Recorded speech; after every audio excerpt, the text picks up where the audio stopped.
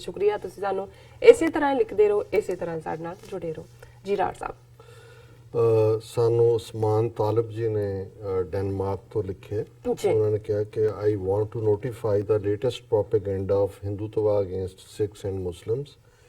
They are creating hatred between Sikhs and Muslims by distorting the historical facts. They claim that eating with Muslims is forbidden in Sikhism and never trust Muslims. They wrongly quote Guru Gobind Singh Sahib for that. Please spare some time to elaborate the role of Peer Buddhu Shah, Ghani Khan Sahib, Nabi Khan, Bakht Khan, and the respect that Muslims had and still have for all the Gurus of the Sikhs. Indian Pandits want to spread hate for Pakistan and Muslims again, as they can't stop the Kartarpur corridor. I think Modi will plan something big to counter the disgrace he earned after Pulwama. That can be in between elections, so he can hack EVM while media will be busy in warmongering. Inshallah, Khalistan and Kashmir will be free from India very, very soon. Usman Talib ਜੀ ਬਹੁਤ ਬਹੁਤ ਸ਼ੁਕਰੀਆ, ਤੁਸੀਂ ਸਾਨੂੰ ਲਗਾਤਾਰਤਾ ਨਾਲ ਲਿਖਦੇ ਹੋ ਔਰ ਤੁਹਾਡੀ ਲਿਖਤ ਸਾਡੇ ਲਈ ਜਿੱਥੇ ਜਾਣਕਾਰੀ ਵੀ ਹੁੰਦੀ ਹੈ ਉੱਥੇ ਤੁਸੀਂ ਬਹੁਤ ਸਾਰੀਆਂ ਚੀਜ਼ਾਂ ਜਿਹੜੀਆਂ ਇਸ ਵੇਲੇ ਮਿਸ ਇਨਫੋਰਮੇਸ਼ਨ ਜਾਂ ਡਿਸਇਨਫੋਰਮੇਸ਼ਨ ਜਿਹੜੀ ਕਿ WhatsApp ਯੂਨੀਵਰਸਿਟੀ ਦੇ ਰਾਹੀਂ ਵੀ ਔਰ ਜਿਹੜੇ ਸੋਸ਼ਲ ਮੀਡੀਆ ਤੇ ਬੈਠੇ ਹੋਏ ਨੇ ਔਰ ਫੇਕ ਕਿਸਮ ਦੇ ਇਹਨਾਂ ਦੇ ਸੋ ਕਾਲਡ ਹਿਸਟੋਰੀਅਨਸ ਰਾਹੀਂ ਵੀ ਫੈਲਾਉਣ ਦੀ ਕੋਸ਼ਿਸ਼ ਕਰ ਰਹੇ ਨੇ। ਔਰ ਮੈਂ ਅਕਸਰ ਮੇਰੇ ਮਿੱਤਰ ਸ਼ੇਖ ਸਾਹਿਬ ਜਿਨ੍ਹਾਂ ਨਾਲ ਲਗਭਗ 18 ਸਾਲ ਦੀ ਸਾਂਝ ਰਹੀ, ਜਦੋਂ ਵੀ ਕੋਈ ਚੀਜ਼ ਕਿਸੇ ਗੇਨ ਵੱਲ ਜਾਂ ਪ੍ਰਾਪਤੀ ਵੱਲ ਤੁਰਦੀ ਸੀ ਉਹ ਬਹੁਤ ਵਾਈਜ਼ ਸਨ ਤੇ ਉਹਨਾਂ ਨੇ ਮੈਨੂੰ ਕਹਿਣਾ ਕਿ ਡਾਕਟਰ ਸਾਹਿਬ ਇਹ ਦੇਖੋ ਕਿ ਹੁਣ ਦੁਸ਼ਮਣ ਕੀ ਕਰੇਗਾ। ਉਹ ਕਹਿੰਦੇ ਵੀ ਠੀਕ ਹੈ ਆਪਣਿਆਂ ਨੂੰ ਸੈਲੀਬ੍ਰੇਟ ਕਰਨ ਦਿਓ ਵੀ ਬਹੁਤ ਚੰਗਾ ਹੋਇਆ, ਪਰ ਹੁਣ ਦੇਖੋ ਵੀ ਦੁਸ਼ਮਣ ਕੀ ਕਰੇਗਾ। ਸੋ ਮੈਂ ਸਮਝਦਾ ਵੀ ਔਰ ਇਹੀ ਗੱਲ ਕੱਲ ਬਾਲਟੀਮੋਰ ਤੋਂ ਵੀਰ ਜਿਨ੍ਹਾਂ ਦਾ ਮੈਂ ਜ਼ਿਕਰ ਵੀ ਕੀਤਾ ਸੀ ਉਹਨਾਂ ਨੇ ਵੀ ਕਿਹਾ ਕਿ ਵੀ ਇਹ ਕੋਈ ਨਾ ਕੋਈ ਐਸਾ ਵਾਕਿਆ ਕਰਾ ਸਕਦੇ ਨੇ, ਕੋਈ ਸਿੱਖ ਗੁਰਦੁਆਰੇ ਦੇ ਬਾਹਰ ਇਧਰਲੇ ਪੰਜਾਬ ਚ ਉਧਰ ਕੋਈ ਹੋਰ ਸਿੱਖਾਂ ਦੇ ਖਿਲਾਫ ਔਰ ਉਹਨਾਂ ਨੂੰ ਜਿਹੜਾ ਮੁਸਲਮਾਨੀ ਨਾਂ ਦੇ ਕੇ ਜਾਂ ਜਿਹੜੀ ਮਰਜ਼ੀ ਜਥੇਬੰਦੀ ਦਾ ਨਾਂ ਦੇ ਦੇਣ ਔਰ ਇਹ ਕਰਨਗੇ। ਔਰ ਇਸੇ ਦੌਰ ਦੇ ਵਿੱਚ ਹਾਲਾਂ ਜਿਹੜੀ ਗੱਲ ਉਸਮਾਨ ਤਾਲਿਬ ਜੀ ਨੇ ਲਿਖੀ ਹੈ ਕੋਈ ਨਵੀਂ ਨਹੀਂ ਹੈ, ਇਹ ਲੰਬਾ ਵਕਤ ਤੋਂ ਹੈ, ਲੇਕਿਨ ਹੁਣ ਜਿਉਂ-ਜਿਉਂ ਗੁਰੂ ਨਾਨਕ ਸਾਹਿਬ ਦੇ 550 ਸਾਲਾ ਜਾਂ ਕਰਤਾਰਪੁਰ ਲਾਂਘਾ ਜਾਂ ਗੁੱਡਵਿਲ ਰਾਹੀਂ ਇਹ ਚੀਜ਼ਾਂ ਨੇੜੇ ਆ ਰਹੀਆਂ ਨੇ, ਇਹ ਹੋਰ ਵੀ ਤੇਜ਼ੀ ਦੇ ਨਾਲ ਜਿਹੜਾ ਕਰ ਰਿਹਾ। ਔਰ ਮੈਂ ਬਰੀਫ ਜੇ ਸਿਨੋਪਸਿਸ ਦੇਣਾ ਹੋਏ ਸਿੱਖ ਹਿਸਟਰੀ ਦਾ ਵੀ ਇਹ ਜਿਹੜਾ ਪ੍ਰਚਾਰਿਆ ਜਾ ਰਿਹਾ ਇਹਦੇ 'ਚ ਕੋਈ ਵੀ ਇੱਕ ਤਾਂ ਹੁੰਦਾ ਨਾ ਨੋ ਜਿਹਨੂੰ ਕਹਿੰਦੇ ਨੇ ਨੋ ਆਇਓਟਾ ਆਫ ਟਰੂਥ। ਗੁਰੂ ਨਾਨਕ ਸਾਹਿਬ ਦਾ ਸਾਰੀ ਉਮਰਾਂ ਦਾ ਉਦਾਸੀਆਂ ਦਾ ਸਾਥੀ ਭਾਈ ਮਰਦਾਨਾ, ਉਹ ਪਹਿਲੀ ਸਾਂਝ ਹੈ ਗੁਰੂ ਨਾਨਕ ਸਾਹਿਬ ਦੀ ਬਾਣੀ ਭਾਈ ਮਰਦਾਨੇ ਦੀ ਰਬਾਬ। ਔਰ ਜੇ ਇਹ ਡਿਸਟਰਸਟ ਜਾਂ ਇਤਬਾਰ ਨਾ ਕਰਨ ਜਾਂ ਖਾਣ ਨਾ ਹੋਣ ਦਾ ਹੁੰਦਾ ਤੇ ਗੁਰੂ ਅਰਜਨ ਸਾਹਿਬ ਸਾਈਂ ਮੀਆਂ ਮੀਰ ਨੂੰ ਪਾਲਕੀ ਭੇਜ ਕੇ ਲਾਹੌਰ ਤੋਂ ਬੁਲਾਉਂਦੇ ਨੇ ਹਰਮੰਦਰ ਸਾਹਿਬ ਦਾ ਦਰਬਾਰ ਸਾਹਿਬ ਦਾ ਸੰਗੇ ਬੁਨਿਆਦ ਰੱਖਣ ਦੇ ਲਈ।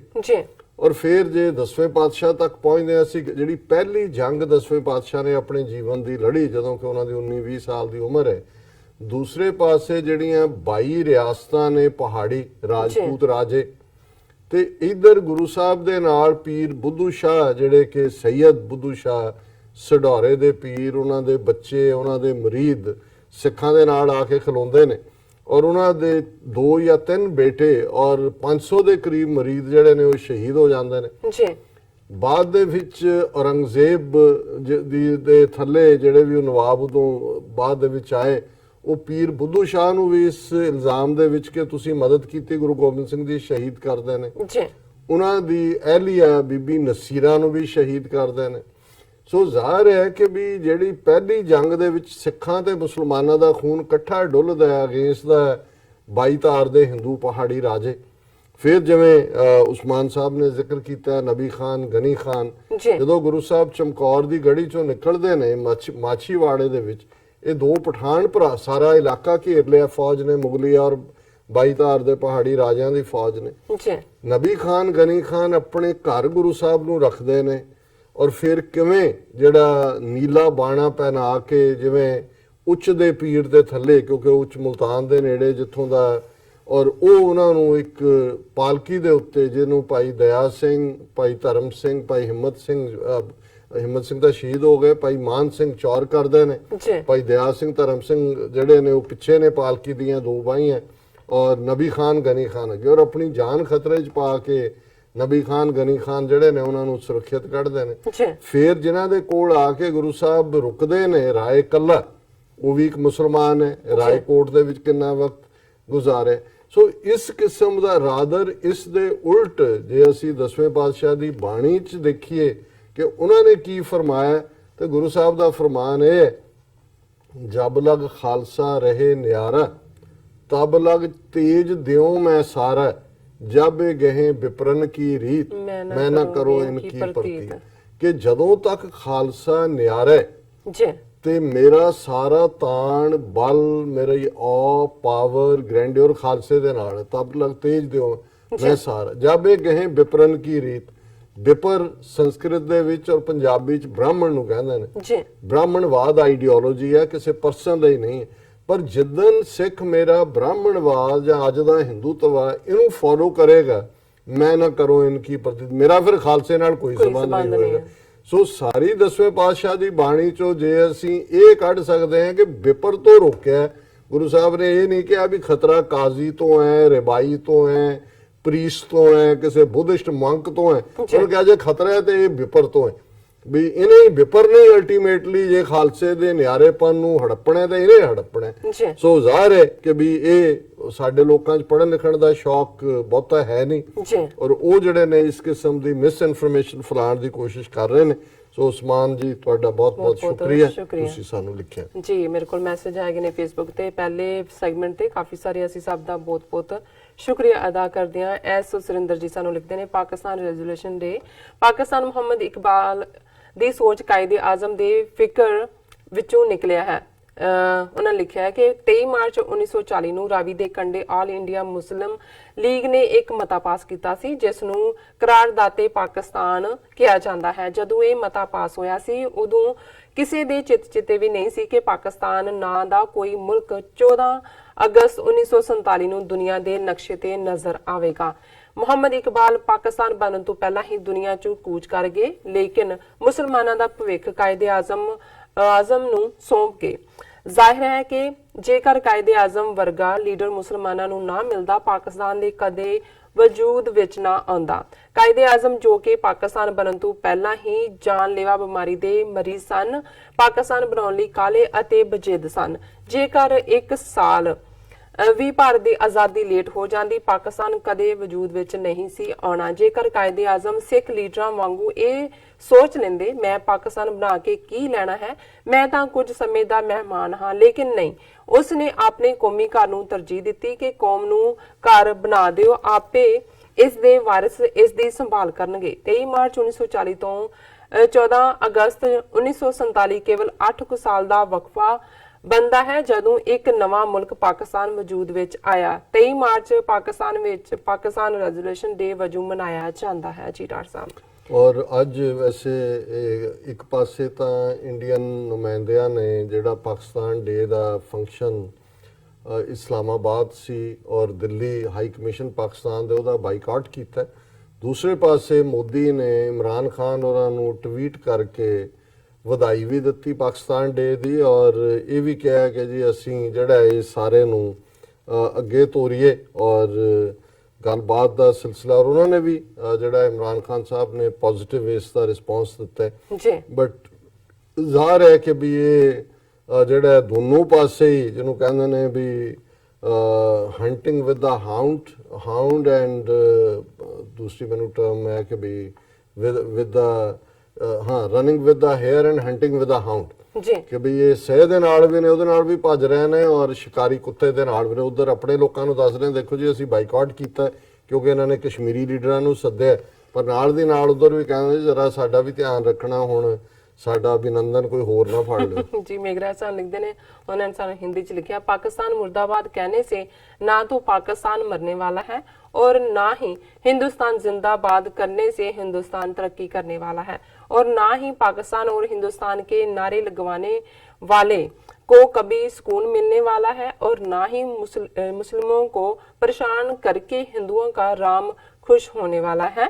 जो इंसान रंग नस्ल और धर्म से ऊपर उठकर इंसान की कदर करे उसको जिंदगी में सुकून मिलने वाला है। जी ਵੈਰੀ ਵੈਰੀ ਥੈਂਕ ਯੂ ਜੀ। ਡਾਕਟਰ ਸਾਹਿਬ YouTube ਤੇ ਮੈਸੇਜ ਜਿਹੜੇ ਤੁਹਾਡੇ ਕੋਲ ਹੈਗੇ ਨੇ ਉਹ ਤੁਸੀਂ ਕੱਢ ਲਵੋ। हाँ जी, इकबाल हसन और शहजाद इरफान, ਜੀ काशिफ इस्लाम, उन्होंने ਤੁਹਾਨੂੰ ਵੀ सलाम किया है। जी, सलाम जी। वड़ैच उन्होंने लिखा है, गैरी संधू जी ने लिखा है, जैक हंटर ने उस मैसेज का जिक्र किया है ਜਿਹੜਾ ਮੋਦੀ ਨੇ ਇਮਰਾਨ ਖਾਨ ਸਾਹਿਬ ਨੂੰ ਭੇਜਿਆ ਜੀ। ਮੁਬਾਰਕ ਦੇਣ ਵਾਲਾ।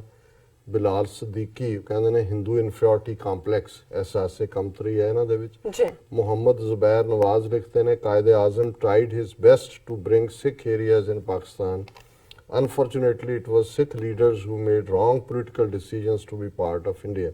ਦੇਖੋ ਇਹਦੇ 'ਚ ਕੋਈ ਸ਼ੱਕ ਨਹੀਂ ਹੈ, ਸਿੱਖਾਂ ਦੇ ਕੋਲ ਇੰਡੀਪੈਂਡੈਂਟ ਮੁਲਕ ਦੀ ਆਪਸ਼ਨ ਵੀ ਅੰਗਰੇਜ਼ਾਂ ਰਾਹੀਂ ਜਿਹੜੀ ਸਰਦਾਰ ਕਪੂਰ ਸਿੰਘ ਉਹਨਾਂ ਨੇ ਮੈਂਸ਼ਨ ਕੀਤਾ ਸੀ। ਜੀ ਕਾਇਦੇ ਆਜ਼ਮ ਨੇ ਵੀ ਬੜੀ ਫਰਾਖ ਦਿਲੀ ਦੇ ਨਾਲ ਐਕਮੋਡੇਟ ਕਰਨ ਦੀ ਕੋਸ਼ਿਸ਼ ਕੀਤੀ, ਪਰ ਜਿਵੇਂ ਮੈਂ ਪਹਿਲਾਂ ਕਿਹਾ ਵੀ ਸਿੱਖ ਲੀਡਰਸ਼ਿਪ ਸਮੇਂ ਦੇ ਹਾਣ ਦੀ ਨਹੀਂ ਸੀ, ਨਾਇਲ ਸੀ ਔਰ ਗਾਂਧੀ ਨਹਿਰੂ ਦੇ ਪ੍ਰਭਾਵ ਥੱਲੇ ਸੀ, ਉਹਨਾਂ ਦਾ ਇੰਪੈਕਟ ਸੀ। ਜੀ ਉਹਨਾਂ ਨੇ ਆਪਣੀ ਕੌਮ ਦਾ ਸੋਚਣ ਦੀ ਬਜਾਏ ਕਾਂਗਰਸ ਨੇ ਬੜੀ ਚਲਾਕੀ ਨਾਲ ਉਹਨਾਂ ਨੂੰ ਪਾਕਿਸਤਾਨ ਦੇ ਅਗੇਂਸਟ ਰਾਦਰ ਭੁਗਤਾਇਆ।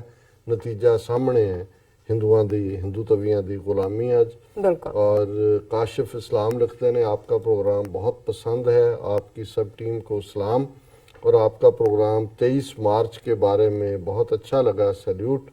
और सर आपकी टीम को लव यू डॉक्टर साहब and team. So thank you so much. बहुत बहुत शुक्रिया जी ਸੋ ਮੈਂ ਇੱਕ ਮੈਸੇਜ ਹੋਰ ਕੁਇਕਲੀ ਜਿਹੜਾ ਕਾਫੀ ਦਿਨ 9 ਮਾਰਚ ਤੋਂ ਸਾਨੂੰ ਆਇਆ ਹੋਇਆ ਹੈ ਜੀ ਕੁਵੈਤ ਤੋਂ ਜਮੀਲ ਸਾਹਿਬ ਦਾ। ਉਹਨਾਂ ਨੇ ਲਿਖਿਆ ਅਲਟੀਮੇਟ ਸੋਲੂਸ਼ਨ, ਔਰ ਉਹਦੇ ਚ ਉਹਨਾਂ ਨੇ ਸਤਿ ਸ਼੍ਰੀ ਅਕਾਲ, ਫਤਿਹ, ਅਸਲਾਮ ਅਲੈਕਮ ਸਾਰਾ ਹੀ ਸਤਿ ਸ਼੍ਰੀ ਅਕਾਲ, ਜਿਹੜਾ ਵਾਲੇਕੁਮ ਉਹਨਾਂ ਸਲਾਮ। ਨੇ ਵਿਸ਼ੇਸ ਕੀਤੀਆਂ ਨੇ। ਜੀ I used to listen your program since almost a year. If possible, I'd like to call you to express my views on above subject.